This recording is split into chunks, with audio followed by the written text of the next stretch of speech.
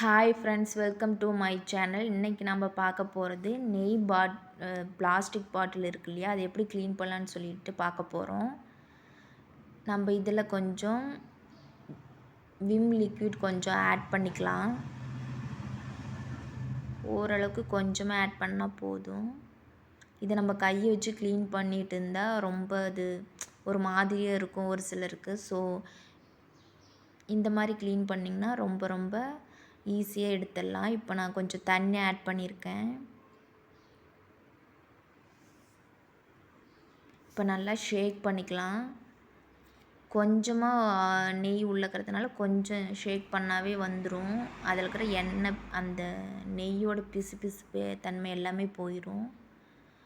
ரொம்ப உள்ள நெய் இருந்ததுன்னா இன்னும் கொஞ்சம் நேரம் ஷேக் பண்ணுங்கள்.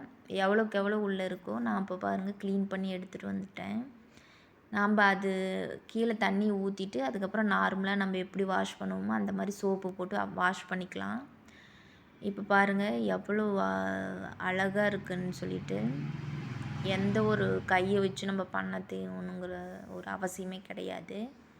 இதில் இப்போ வந்துட்டு நான் கொத்தமல்லி கொஞ்சம் நமக்கு என்ன வேணுமோ அது போட்டுக்கலாம். இது வந்து நான் ஆல்ரெடி வேறு முன்னாடி க்ளீன் பண்ணி வச்சு யூஸ் பண்ணிகிட்ருக்கேன். அதுதான் உங்கள்கிட்ட காட்டுறேன்.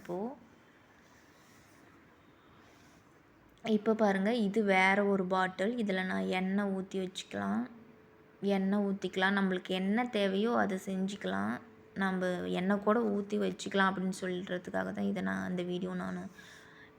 உங்கள்கிட்ட ஷேர் பண்ணுறேன். நம்ம வெளியே தூக்கி வேஸ்ட்டாக போகிறத விட நம்ம யூஸ் பண்ணிக்கலாம். நம்ம காசும் இதில் மீதி ஆகுது இல்லையா.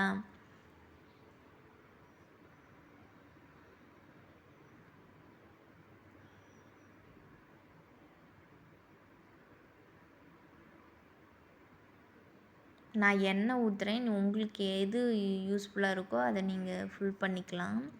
நம்ம வேஸ்ட் ஆக்காமல் இந்த மாதிரி யூஸ் பண்ணிட்டேன்னா காசும் சேவ் பண்ணிக்கலாம். நம்மளுக்கு மணி மீதி ஆகுது இல்லையா, அது இந்த மாதிரி ஆர்கனைஸ் பண்ணிக்கலாம். ரொம்ப இங்கே பாருங்கள் எவ்வளோ அழகாக இருக்குன்னு. நீங்களும் இந்த மாதிரி ட்ரை பண்ணுங்கள்.